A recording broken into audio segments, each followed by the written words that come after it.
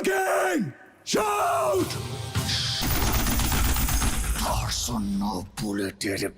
একদিকে সাকিব খানের প্রিন্স আর একদিকে সিয়ামের রাক্ষস। এই দুইটা সিনেমা হচ্ছে এবার মোটামুটি মাস অডিয়েন্সের বা হচ্ছে এক্সট্রিম ভায়োলেন্স টাইপের সিনেমা। এই সিনেমা দুইটার যদি আমি তুলনা করতে যাই, পুরোপুরি ভাবে আমি শিওর, ট্রেলার দেখে আমার কাছে যতটা মনে হয়েছে যে রাক্ষস সিনেমাটা ওয়েল মেড ট্রেলার। সাকিব খানের সিনেমার বাজেট কত আমি জানি না, বরাবর সাকিব খানের সিনেমার অনেক ভালো বাজেট থাকে, কিন্তু সাকিব খানের মনে হয় যে 3-4 বছরে বিগত যে 3-4টা সিনেমা বের হয়েছে ওগুলা ভালো ওয়েলমেড ছিল, বেটার দেন প্রিন্স সিনেমার প্রথম জিনিস হচ্ছে আমার খারাপ লাগছে, সেটা হলো সিজিআই। এডিটিং অবস্থা খুবই খারাপ, ভিএফএক্স করছে টুকিটাকে জায়গা যেটা মানে এত বাজে সাধারণ মানুষ হিসেবে যদি আপনি দেখেন তাহলে আপনার চোখে লাগবে। আমি তো একজন ভিডিও এডিটর, সেই হিসাবে দেখতে গেলে বলার শেষ হবে না, কিন্তু সাধারণ মানুষ হিসেবে দেখতে গেলে আপনার অনেক বেশি চোখে লাগবে। আর রাক্ষসে সেই তুলনায় ভিএফএক্স খুব কম কাজ করছে, কিন্তু যে কয়েকটা করছে প্রিন্সের থেকে বেশ ভালো ডিটেলে কাজ করছে।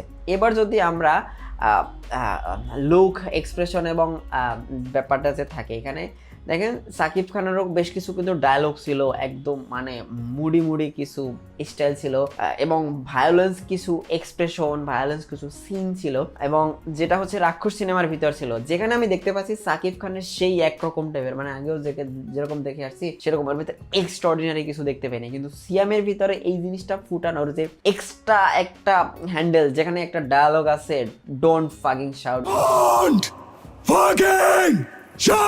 সিয়াম খুব চিল্লায় ডায়লগ দিতেছে, এবং যেটা আমার কাছে খুবই রিয়েলিস্টিক মনে হয়েছে, এবং ওই এক্সপ্রেশনটা মনে রাখার মতো একটা এক্সপ্রেশন। এই যে এক্সট্রিম ভায়োলেন্স টাইপের সিনেমা, এটা হচ্ছে আমার কাছে মনে হইতেছে যে কেজিএফ এর পরে এনিমেল সিনেমা আসলো, সেই সব সিনেমা থেকে কিছুটা ইন্সপায়ার্ড বা হচ্ছে কপি বলা যায় না, জিনিসগুলো আসলে কপি বলে শুনতে খারাপ লাগে, কিন্তু আপনার ব্যাপারটা যেরকমই হোক, আপনি যদি আউটপুটে ডিটেলস না থাকে তাহলে কিন্তু আপনি আসলে ওয়েল মেড সিনেমা, মানে আসলে যে সিনেমার এক ধাপ সামনে এগিয়ে নেওয়া যাওয়ার যে একটা ব্যাপার থাকে, এটা কিন্তু হয় না। যেখানে আমি দেখতে পাচ্ছি প্রিন্স সিনেমাটা ওই ঠেলা গুতা দিয়ে যে বানায় না, বলে না, এরকম বানাই দিয়েছে, বুঝছেন আমার কাছে যেটা মনে হইতেছে। কিন্তু এদিক থেকে রাক্ষসের ট্রেলারটা খুবই ভালো মনে হয়েছে, এবং যেখানে বেশ কিছু সুন্দর ডিটেলস দেখতে পাইছি আমরা, যদিও দুটো সিনেমার মেইন কনসেপ্ট আমার কাছে কিছু কিছু ক্ষেত্রে কম মানে একই মনে হয়েছে। কারণ আমি যদি রাক্ষসের ট্রেলারটা দেখি তাহলে আমি দেখতে পারবো এখানে হচ্ছে কোনো একটা মেয়ের কাহিনী নিয়ে হচ্ছে আগায়, যেটা এই ডিরেক্টরের আগের সিনেমা বরবাদের মতোই।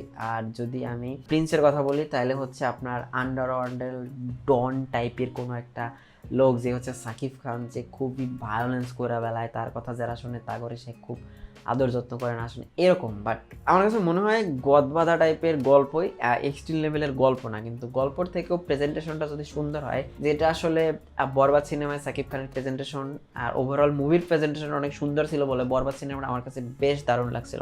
যাই হোক, এই দুইটা সিনেমার ক্ল্যাশ যে ঈদে হবে, কারণ এই দুইটা প্রায় সেম জনরার সিনেমা, সো কেমন হয় সেটাই হচ্ছে জানার বিষয়। সাকিব খানের ফ্যান বেজরা হয়তো আমার কমেন্ট বক্সে এসে গালাগালি করবেন আমি জানি, কিন্তু একটু আপনারা নিজেরা জাজ করেন, দরকার হলে সিনেমা দুইটা ট্রেলার একটু ভালো করে দেখেন।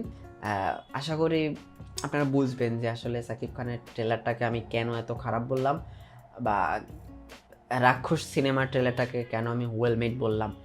So thank you so much, দেখা হবে সিনেমার গল্পে। টাটা।